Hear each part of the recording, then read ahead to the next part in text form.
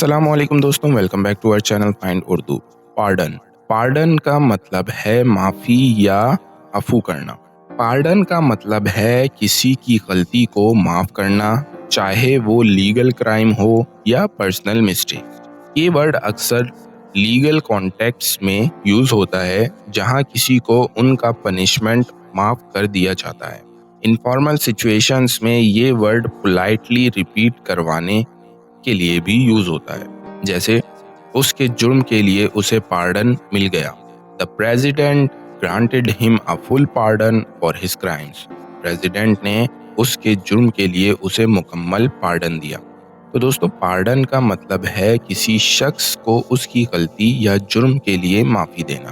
उम्मीद है अब आपको पार्डन का मतलब समझ में आ गया होगा। मिलते हैं नेक्स्ट वीडियो में। शुक्रिया।